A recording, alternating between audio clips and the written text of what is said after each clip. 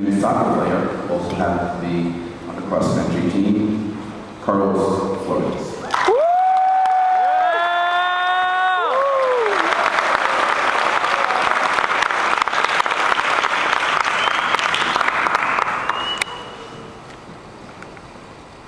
Before I start my speech, I just want to thank God for giving me the opportunity to speak today.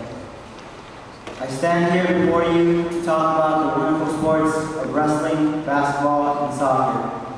Sports that consist of nothing but hard work, dedication, and a little Spanish word I would like to call ganas. The burning desire or the will to do something. And that something for us is a winter sport. When I was a small boy living in the windy city of Chicago, one of my goals was to be like my father. And my father was a soccer player. I took his advice about what it meant to be a soccer player, and I quickly formed a habit. Every day I would wake up and kick the ball around before others would even awake. When I was young, I was considered a speed player, but not really a strong one. But as a small kid, that doesn't really matter. As long as you had speed, you're pretty good. You could worry about growing later in life. I soon began winning game after game. I even got my own nickname, El Cucuyo, which means little monster in Spanish, and earned a reputation that preceded me wherever I went. Things were looking good. I soon would become the next Pelé, and people would ask me for my autograph, except for one very important problem. I never grew. I just don't understand. I ate my beans and rice like my ability said. But nothing worked. I saw this as a joke at first, but didn't understand that this would soon crush my young dreams. When I turned 13, everyone around me sprouted, and my speed was no longer acknowledged. Soon kids started to knock me down, and in no time, everyone was throwing me around like a rag doll. I was mad. I need a girl, I told myself, but I never did.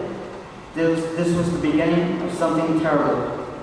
For the first time in my soccer career, no one wanted to pick me for the team. I soon left Chicago with a tear-stained face and a handful of shattered dreams. But what never changed was the love for the game. I soon arrived in San Francisco, a city where trying to find a good soccer team is nearly impossible.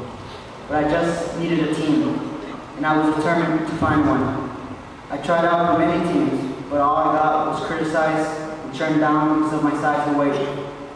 I kept getting told that I was too small, and the most heartbreaking part of all was that I knew they were right. But what they never could see were my other attributes, the ones inside. And my plan for the following years was to improve my fitness, touch, and speed, especially speed. I soon found a team that would work with me, and this was the beginning of something new. And that year, I worked day in and day out to be the fittest player there. And in the end, my hard work paid off, as I felt satisfaction of leading taller, stronger players lying on the ground while I kept sprinting. The following year, I began applying to high schools, and luckily I chose SHC, probably one of the best decisions I've made in my life. SHC has great students and great faculty, but the best people of all are the coaches. I soon started telling everyone that I was going to play sports at SHC, and they laughed in my face. One of the club team members told me that something I would never forget. Only the best play for SHC, and you will never ever make the varsity team. He might have thought he was lowering my self-esteem, but what he was actually doing is giving me the fuel to prove him wrong. All I needed was an opportunity, one chance to show them who I really was and what I was really made of. I could have failed, but I wasn't going to stop until I tried. To fully prepare myself for soccer training, I decided to run cross country, which in my opinion is one of the most difficult sports of all. There are no timeouts, substitutions, halftime, or breaks of any kind. You start at the gun and don't let up until you have crossed the line. Because of this, the sport requires an extreme amount of stamina and determination to play. And to be successful, it requires even more effort. Cross country taught me that stamina and hard work are traits that I needed to improve in. I learned these lessons best when training with varsity runners and running against the toughest competition. Because of this, I would like to thank Coach Chan for letting a freshman boy be on the varsity team. But after cross country was over, I was ready to do what I dreamed of doing, what I came here to do and what I was born to do, make the soccer team. If it wasn't for the coaches here at Sacred Heart Cathedral, I would not have realized that there's so much to sport than just the physical aspect. So I'd like to say how thankful I am to Coach Chan, Coach Wilson, Coach Boyce, and all the previous coaches for showing me that it's not about the size of the dog in the fight, but the size of the fight in the dog. For showing me that you got to mentally prepare yourself for what you are doing. And if you're failing to prepare, you're preparing to fail. I don't have to be 6'2" and 200 pounds to play this game. I just gotta have the heart. If you don't love what you're doing, if you don't love your team, if you don't love your sport, and if you don't love your dreams, then it's gonna be way easier to fail. For me, giving up is way harder than trying, and that is because I love my sport. Sure, there could be times when you fail miserably, but I do not judge a man by how high he climbs, or whether he or not he gets back when he hits the bottom. When you're tired and sweating, when it seems like hope for a win is long gone, and the voice in the back of the head tells you, go ahead, lie down, and give up, you're going to lose anyways. Well, you can tell that voice to go home. And that is when a boy becomes a man. That is when a hero becomes a legend. And that is when you earn my respect. I see these young athletes in front of me this morning, and what I see are potential leaders. People who want to be someone in life. People who are willing to run the extra mile. The next couple of months might be a task for you.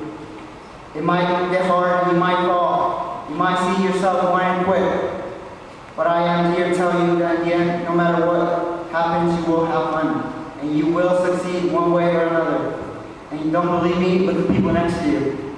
All of us, whether playing basketball, soccer, or wrestling, have put a lot of effort in preparing ourselves for the upcoming season.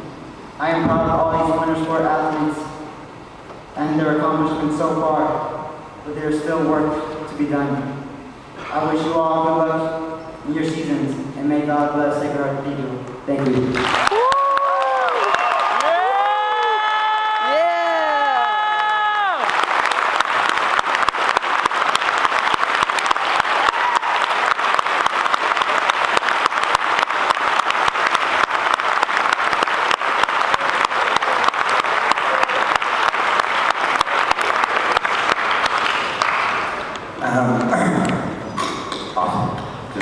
Awesome. Awesome. Now we change the move